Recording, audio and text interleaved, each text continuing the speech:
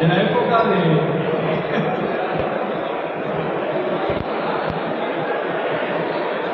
Pues atención, recibimos en nuestro escenario de los Raspberry Pi 2026 a Juan Quijano, parte de amigos, una de las personas que más han hecho por los en todos los sentidos.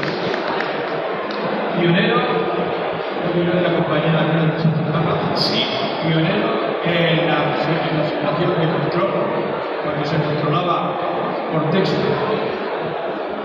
Una noche de esa, fue preocupada, ¿por qué no se hace? ¿Por qué no hacemos por todo? Nadie controlaba por todo. Y de repente descubrimos los cortos, ¿te acuerdas? Sí. Y dijimos, esto lo aplicamos. Y pionero en muchísimas cosas. Ahora vuela a verla y tiene algo interesantísimo. Empezó por eso, broma, porque ahora tiene ya uno de los podcasts más importantes de España. Yo diría que de mundo para hablar de hablando de aviones. Por eso a todos, Juan Quijano. Animando, por favor.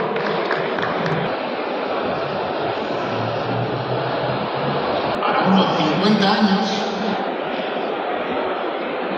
a mí el mundo me dolía a gasolina.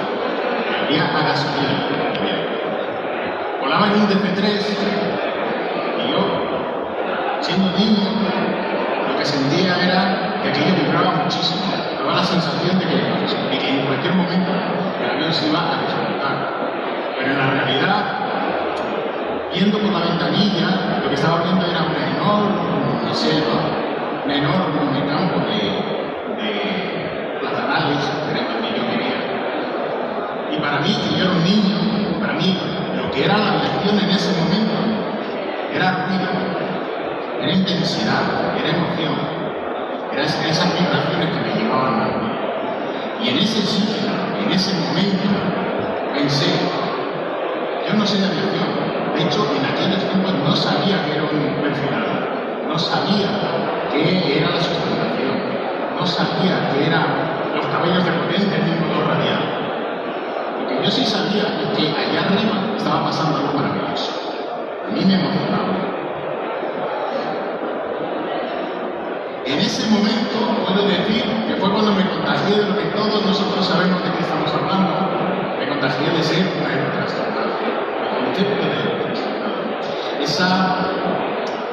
Esa enfermedad que entra en ti, que nunca más se va, y que es la que te hace que cada vez que oyes un motor, inmediatamente te pones a buscarlo en el enemigo. Ese fue el momento donde para mí, donde yo me contaminé o me vinculé de esa patología.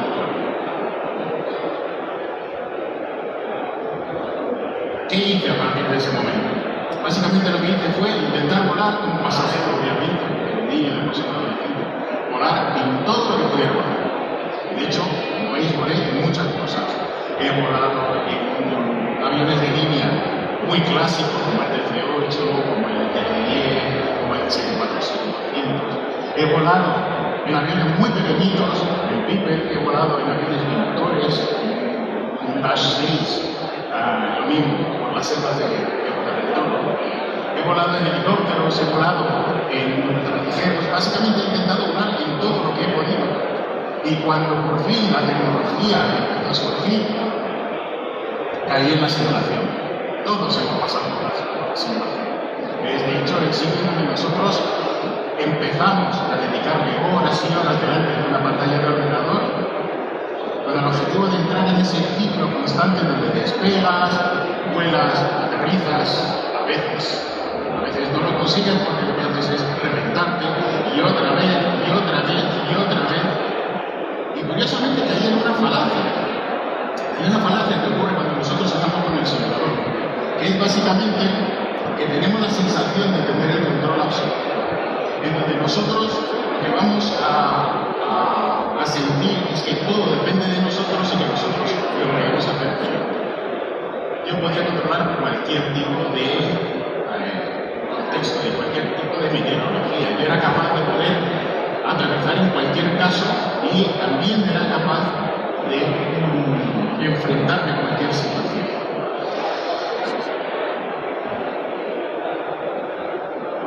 realmente la sensación que yo tenía era que tenía un control absoluto, que realmente no es cierto del todo. Y yo me di cuenta de que eso cambiaba la primera vez que volé como piloto. ¿Y en qué se me ocurrió volar como piloto la primera vez? En esto, en un parapente. Estamos hablando de lanzarte de ladera abajo con un trapo en la cabeza y esperando que el suelo se aleje de tus pies. En esto aprendí a volar y lo primero que me di cuenta, en cuanto despegué, que por cierto, nada más de pegarse me cayó la radio al vuelo, lo hice sin ningún tipo de instrucción, lo que me encontré fue que el aire no es como se ve en el simulador. El aire realmente no es un elemento pasivo, es un entorno que se mueve, es un entorno que respira, es un entorno que se agita, no tiene nada que ver con un sistema, con un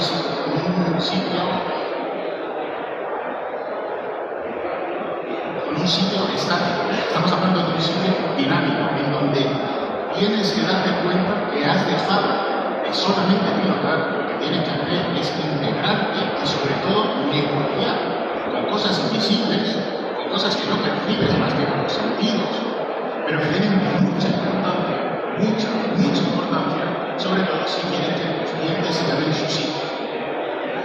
A partir de ahí, ¿qué ocurre? Llega la vida lo que me trae son, formo una familia, que llega mi hija, que llegan las responsabilidades y al final eso me produce que yo tenga que hacer una pausa. ¿A quién no nos ha pasado que nos quedamos ya no solamente sin volar, sino que también nos quedamos sin simular? Ese es el momento en donde, digamos que se detiene mi actividad constante, que es en la simulación, en el parapente, aunque aún así tengo que reconocer que dentro del parapente he tenido vuelos muy buenos, he tenido recuerdos inolvidables y también he tenido lesiones. Todos los que hemos volado en parapente en los años 90 sabemos que todos nos hemos hablado. En el caso de Tobillo, Alberto no podría hablar sobre lesiones en parapente, no podría hablar largamente sobre ello. Lo que yo no me esperaba es que llegó el COVID. Una lesión muy antigua de cuando era adolescente me cerró para siempre las puertas de la profesión de piloto. Yo nunca iba a poder ser un piloto. De hecho, nunca lo sé. Pero la cosa fue más allá. Y faltándome muy poquitas horas para que me dieran la suelta dentro de los superligeros, para conseguir mi licencia de superligero, el cuerpo me dijo, basta, hasta aquí hemos llegado, se acabó. No hubo ningún tipo de negociación, no hubo ningún tipo de plan B, se acabó. Me quedé en pie. Para un aerotransportado como soy yo, como soy vosotros, eso básicamente lo que significa es que eres un pez que ha quitado el agua. Y entonces no te queda más remedio que buscar tu propio camino. En mi caso, ¿qué hice? Volví otra vez a la simulación, pero ahora en otro nivel. Me convertí en un simuladicto. Los simuladictos que están presentes saben perfectamente de lo que estoy hablando. Empiezas a perfeccionar los procedimientos, empiezas a hacerte muy purista de las operaciones, empiezas a utilizar aviones especialmente complejos. Simulación muy avanzada. Yo era capaz de aterrizar con un 747 hasta arriba en 45 metros de viento cruzado. Yo sentía que era el cuello del mundo que yo tenía en mis dedos, yo tenía la capacidad de poder hacer cosas que me ocurrían obviamente no pasaban. Pero ¿sabéis qué ocurre? Que cuando yo más dedicaba tiempo en conseguir la perfección, más desapegado de ese planeta. No lo entendí, no sabía por qué era. Y esto era porque había perdido el contacto con el aire. Porque yo venía de volar bajo un trapo. Me faltaban las sensaciones que tienes cuando estás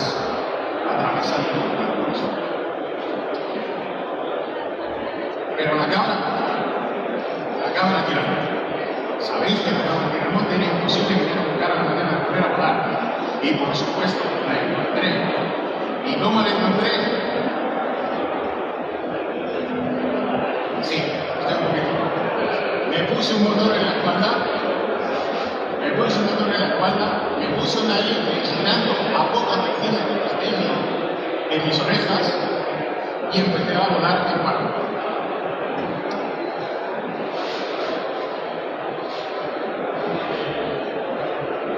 El paramotor es una manera de volar también muy intensa, que está basada en tener algo que te vibre en la espalda, que te da mucho estruendo, pero curiosamente, en el podcast que antes Alberto ha hablado, ese podcast de hablando de aviones, comete publicidad. Hacemos un podcast de hablando de aviones que llevamos 6 años, hacemos capítulos, 2 capítulos por mes, llevamos 6 años perdidos, y que lo podéis ver, lo podéis leer, lo podéis escuchar, lo podéis ver en YouTube, en Xbox, si me caes.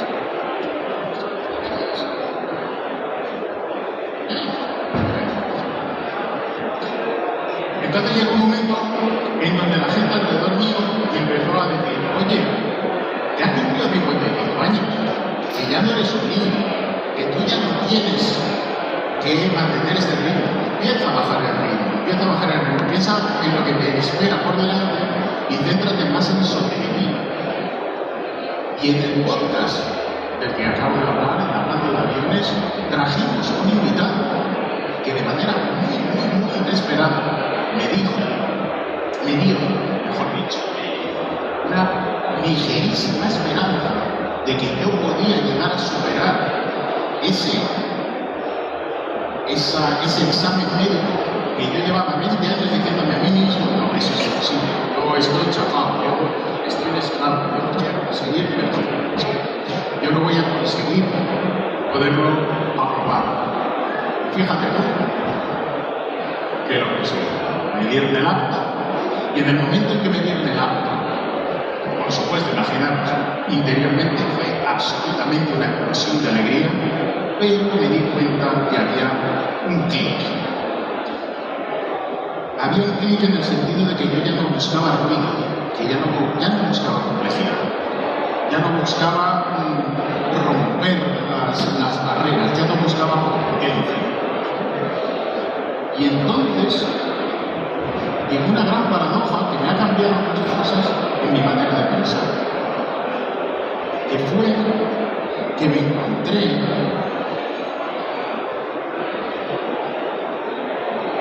que llevo volando muchas etapas, que llevo volando muchos años, y nunca había sentido algo parecido, y he volado en todo mi planeta, nunca había sentido algo parecido a lo que se siente cuando se vuela en un planeador.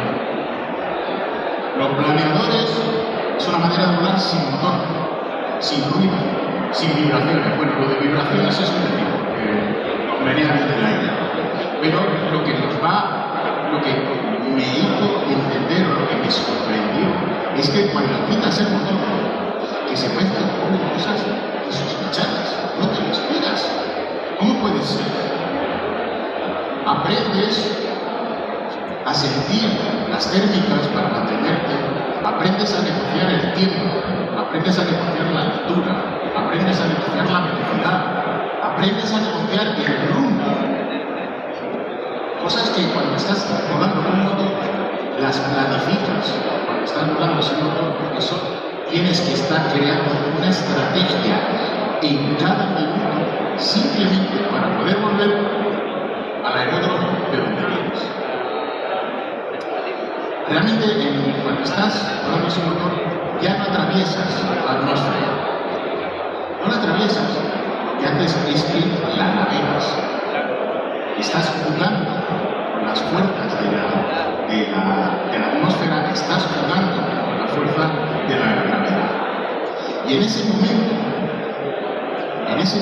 entendí una cosa que a mí me ha llegado y que es lo que vengo a transmitir aquí. La aviación no solamente va de aviones. La aviación no solamente va de aviones, va de sensaciones. Nos pasamos toda la vida buscando motores para llegar más lejos, para llegar más alto, para tener más cosas. Y hay un entorno, o hay entornos, como es el caso, de eso no funciona.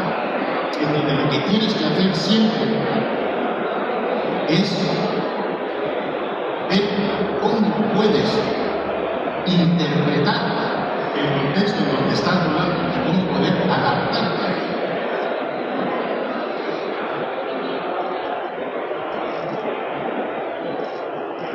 Al final, después de una vida volando, he llegado a una conclusión, a mí simple conclusión.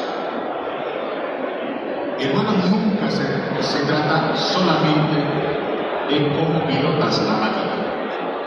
El vuelo se trata de cómo te relacionas con lo inesperado.